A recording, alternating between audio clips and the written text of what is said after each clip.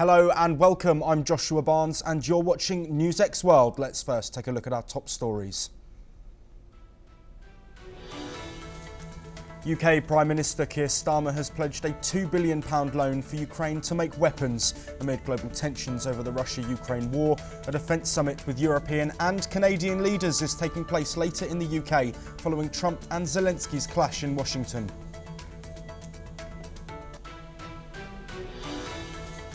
Israel has stopped all aid from entering Gaza after Hamas reportedly refused to sign a 6-week ceasefire extension after the end of phase 1 of the initial deal.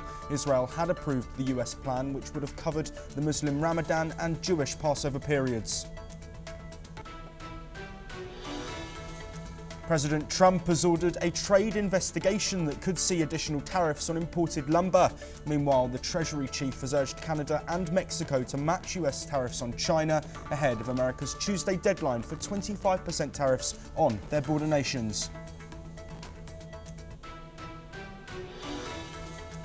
US judge has declared that Trump's firing of the watchdog agency's head was illegal. Meanwhile, the Trump administration has sent a second round of emails demanding a summary of the work carried out by government employees.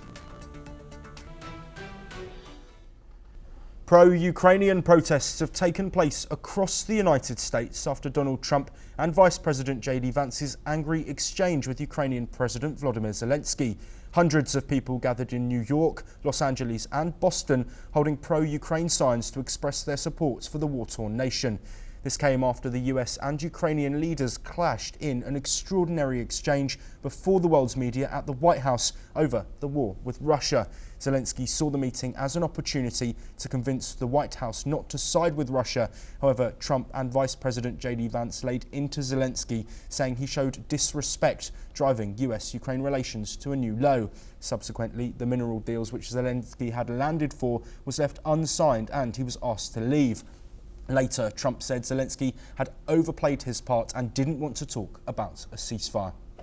On the other hand, Zelenskyy flew to meet with British Prime Minister Sir Keir Starmer. The meeting was followed by a deal between the two countries. The UK has pledged over £2 billion in the form of a loan for Ukraine to make weapons. Joining us first to discuss this topic, we're joined by Professor Alexei Haran, who is a Professor of Comparative Politics at the University of Kyiv Molia, who's joining us from Kyiv. Thank you very much for joining us, Professor. The first thing I want to look at is the fallout from this meeting that we've seen between Zelenskyy and Donald Trump. Of course, protests within the last 24 hours coming from the US, and there does seem to be unity from the EU. But what is the feeling from within inside Ukraine on this issue? Well, the situation is not easy. Well, I believe actually that what happened in the White House, I think there was kind of problematic, the very preparation and organization of this meeting, because, you have the meeting with the press, public opening of this meeting, and usually it's ceremonial, so both sides are making just very general statements. There are photos from journalists, and then, people are coming, the leaders are coming for close discussion. It wasn't the case right now. So yes, it was emotional debates in the face of journalist cameras, and that was really bad. So now it's, there is I would say emotional tension between two leaders, and it's necessary to overcome, definitely. Well, Europe is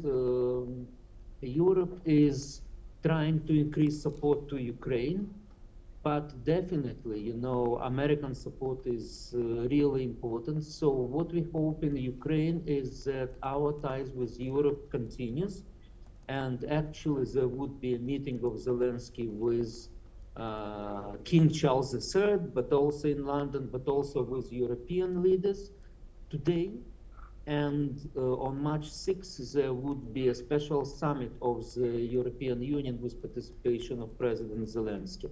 So we hope that Europe demonstrates solidarity with Ukraine, but also that Europe will play kind of mediation role and will help to restore American Ukrainian dialogue. We know that Prime Minister Starmer from the UK and President Macron, they know how to talk to Trump, so we hope very much for their support as well.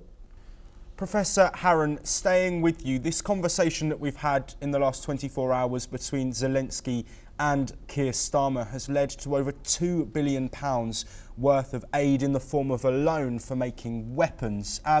Amid talks of work towards a ceasefire, is that something that you think is beneficial, given £2 billion worth of weapons will obviously be for part of any war? Do you think that sends a message to Russia and potentially to Donald Trump over in the States that Ukraine isn't ready for a ceasefire, which is a rhetoric which Trump has repeated throughout these negotiation periods? First of all, let me explain about ceasefire. We are ready for ceasefire. Ukrainians want the ceasefire and peace more than any other nation in the world. But the problem is that Mr. Putin doesn't want ceasefire at all. He continues bombardment of the Ukraine. He continues offensive, he tries to continue offensive on the ground. And moreover, he said that more Ukrainian territories are to be occupied. So the question is about ceasefire, but on what conditions? So it's very important to clarify what are the conditions for this ceasefire. So it will not be viewed by Russia as an appeasement of aggressor. And we know that when you are appeasing aggressor, the situation may become very, very dangerous. So again, we are ready for ceasefire, but what kind of ceasefire? So in this situation, yes, the signing of a loan, almost 3 billion loan to Ukraine is very important because it's for buying actual military weapons, which we desperately need. What is interesting about this agreement is that the loan would be paid from the interest of Russian assets frozen in Europe. So Ukraine will not pay for that. We know that around 300 billions of Russian assets are frozen in Europe, and they are not confiscated, but they're frozen. But the interest from these assets would be used in order to cover, well, support to Ukraine and also revival of Ukraine, restoring the Ukraine. Also joining us to discuss this evolving topic is Professor Madhav Nalapat, who is the editorial director of the Sunday Guardian. Professor Nalapat, thank you very much for your time. The stance we've seen with Europe and Ukraine is really a stark difference to the one that we've seen between Ukraine and President Trump and J.D. Vance. But we can't forget that at this moment in time, the EU are also trying to negotiate trade with the US as well. So do you think that there will be some personal interest involved in this coming from the EU nations when they're thinking about how to manage this situation? Keir Starmer, of course, was in Washington, had a conversation with Donald Trump that was positive. So is there a chance that he potentially looks at that and might be conflicted in what he decides to do moving forward, especially ahead of this conference that we have later? Well, look, the Indian position has been set out by Prime Minister Modi as early as April 2022, which is that there needed to be an immediate cessation of hostilities and an immediate ceasefire. That Indian position has not changed. That remains the Indian position, that there needs to be an immediate cessation of hostilities and an immediate ceasefire. Don't forget, Prime Minister Modi made that statement in April 2022 in the presence of Vladimir Putin, the president of the Russian Federation. At that point in time, Russia had control of much less Ukrainian territory than it has now. And frankly, every month that goes by, Ukraine loses more lives and more territory. It's suffering terribly. I just want to point out that 2 billion may sound like a lot, but frankly, it's a flea bite. And when you look at the US component, when compared to the European component is overwhelmingly loans. The US component till today I mean, we're not talking of post-Trump, pre-Trump. Most of it was a grant, outright grant. And a lot of very sophisticated weapons were given to Ukraine. So I'm not very sure that the European countries by themselves will be able to shoulder either the financial burden or the defense burden, because quite frankly, Russia has made it clear that they have now taken over these territories. As per Russian law, an attack on these territories is an attack on Russia. So let's say there's an attack on these countries by France or the UK or whatever. It will be taken by Russia as an attack on Russia. And it's difficult to forget that Russia is, well, along with the United States, the preeminent nuclear power in the world. And according to the Russian law, it's perfectly justified in using nuclear weapons in any attack on Russian territory. So I think it's a complicated situation. Personally, I feel that what Donald Trump has said makes sense from the Ukrainian standpoint. Please end the fighting now, when there's still some chance of revival left. And frankly, as for the money that's now frozen of Russian assets, once you take that over, people from the Middle East, people from Asia, people from all over the world are going to withdraw their assets from European banks. They won't feel safe in a European bank. Tomorrow, a European country can sanction any other country and take over the assets kept in a European bank. So I think that will be a very unfortunate thing to happen for the European banking system. And I don't think Europeans will go that way. I mean, what Macron and Starmer and everything are saying in effect is, let's have a reconciliation. And the point is, if you have to have a reconciliation, there have to be a reconciliation on two sides. We had multiple peace conferences taking place in Europe, America, but where Russians were not invited. How do you have a peace conference without one of the belligerents not being invited? So quite realistically, Trump's proposal is actually friendly to Ukraine. And this whole, what happened was very unfortunate. I think President Zelenskyy was a bit emotional, and I think he sort of misjudged the fact that the Trump administration is an entirely different kind of administration from that of President Biden. And I think that misjudgment has been very unfortunate, especially for the Ukrainian people, because the people who have suffered the most since 2022 are the Ukrainian people. Yes. They've been going through hell, and they're still going through hell. And we, India, want that hell to stop. And we want it to stop now. Yes, Professor Nalapat, very quickly, we don't have long left. I just want to look at the position that Trump is placing himself, but also the whole of the US on the geopolitical sort of table. Of course, there has been backlash from other leaders. The SNP are calling for Trump's state visit to be cancelled. We've seen action now within the US as well in support of Ukraine. Is Trump risking ostracising the US from these geopolitical meets and also ostracising them from being allies as they were before his administration? Look, Europe cannot afford to be ostracized from the US, but the point is the US is now focused on the Indo-Pacific. It's no longer focused on the Atlantic as the primary theater. It is an important theater, but not the primary theater. The primary theater is the Indo-Pacific, and quite frankly, the adversary that the Trump administration is focused laser-like on is not Russia, which is compared to China, there's no comparison between China and Russia in terms of GDP, in terms of weapons, in terms of anything. So quite frankly, we think Donald Trump is right to focus on Asia, to focus on China, which is a huge problem in the Indo-Pacific, and it's going to be a problem for Europe as well. And frankly, whether the Europeans or Americans or South Americans or whatever, the Indo-Pacific is very, very important. As a trading partner, it's a very important trading partner. It's overtaking, Asia is overtaking every other continent. in terms of bilateral trade with other continents. And Asia is growing very fast, unlike some other continents. So Yes. in our view, the Ukraine war and the sanctions have had the worst effect possible on the European economy, especially on the German economy, because it's cut off access to cheap fuel. And frankly, the German economy is in deep trouble.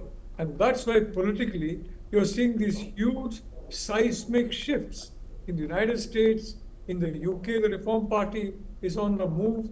In Germany, the AfD is on the move. Die Linke is on the move. And quite frankly, I think the European people, they are, I think, going to get fed up of, and especially if they have to pay all the bills. Yes, absolutely. Apologies, Professor Nalapat. I have to interject. We are unfortunately out of time. Thank you also to Professor Harron. We will bring you the updates from that meeting of European and Canadian leaders that is being held in the UK later as we get those updates. But we now move on to the Middle East, where Israel has endorsed a US proposal to temporarily extend the Gaza truce covering Ramadan and Passover as a bridging measure after the first phase of the ceasefire ended. Here is a full report. Since January 20th, the Trump administration approved nearly $12 billion in major foreign military sales to Israel. On February 28th, the US approved the potential sale of nearly $3 billion worth of bombs, demolition kits and other weaponry to Israel. US Secretary of State Marco Rubio signed a declaration to expedite the delivery of approximately $4 billion in military assistance to Israel. Hours before the first phase of the ceasefire expired, Israel agreed to a temporary ceasefire in Gaza during Ramadan and Passover, based on a proposal by Trump's envoy, Steve Witkoff. Israel and Hamas accused each other of violating the ceasefire, raising doubts about the second phase of the deal, which was meant to involve additional hostage and prisoner releases and steps toward a permanent end to the war. Palestinian Muslim worshippers performed night prayers, known as Tarawih, at a mosque in central Gaza's Al-Zawayda on the first day of Ramadan. On March 1st, Israelis rallied in Tel Aviv's Hostages Square as part of their weekly protest, demanding the return of all hostages held in Gaza in a single phase. The latest update is that families of hostages held in Gaza are urging Israel's Prime Minister Benjamin Netanyahu to proceed to the second phase of the ceasefire between Israel and Hamas. Time will determine how things unfold in second phase. The Bureau Report, NewsX World. Yes, now in recent hours there has been an update on this proposed plan by the United States envoy Steve Witkoff to extend that ceasefire, of course, to 6 weeks while phase 2 negotiations continue.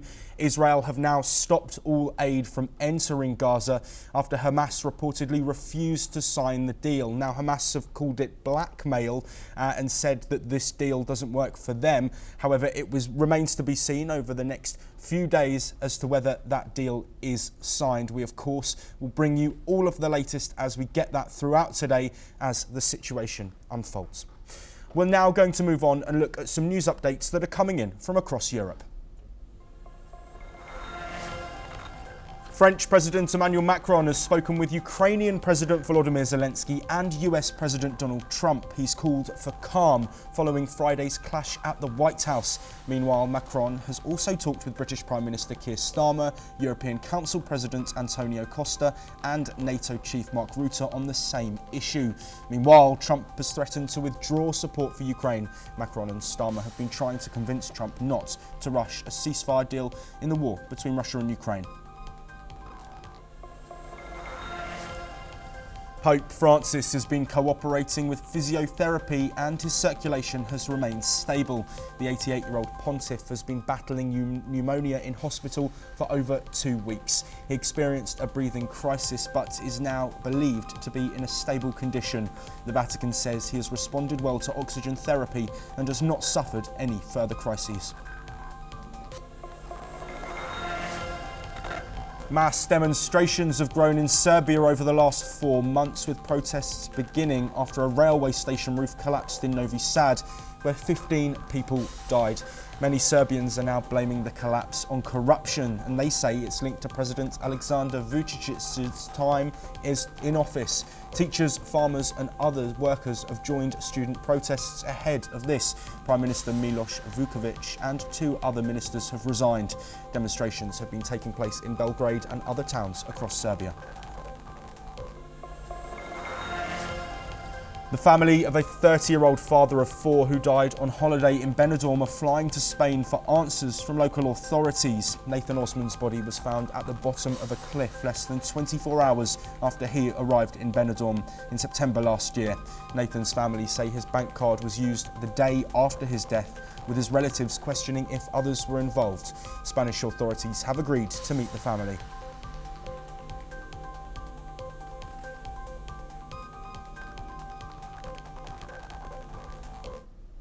A tragic accident has occurred in Bolivia where a bus crash has claimed the lives of at least 37 people in the Potosi region.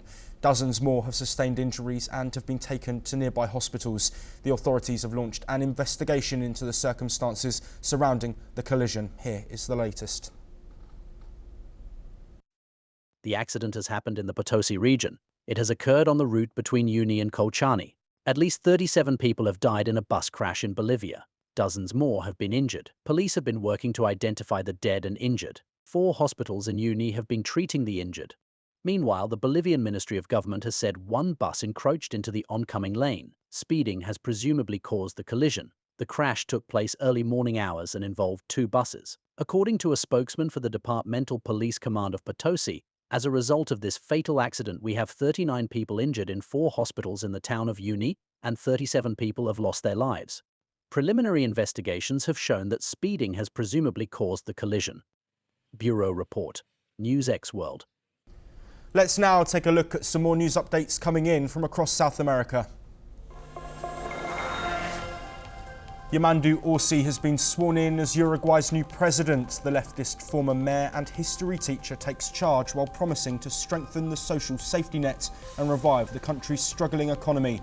His inauguration marks the Broad Front's return to power in Uruguay after a 5-year break. Cheers broke out as Orsi took the oath of office before Congress.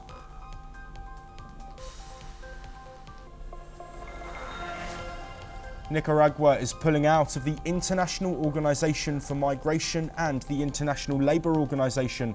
Vice President Rosario Murillo said these organizations no longer serve their original mission. This follows the country's withdrawal from the UN Human Rights Council after accusations of widespread repression. Former Brazilian President Dilma Rousseff has been discharged from a Chinese hospital after a week-long stay for an in-ear disorder. The 77-year-old former president left the hospital on Thursday and has resumed work at the BRICS Bank in Shanghai. She was admitted on the 21st of February with vestibular neuritis, which is an inflammation affecting balance. Argentina's President Javier Milei says a new deal with the International Monetary Fund is close. In a speech addressed to Congress, Milei urged lawmakers to back the agreement, though the deal isn't finalised yet. He highlighted his government's progress in reducing inflation. Milei's remarks come ahead of crucial midterm elections in October.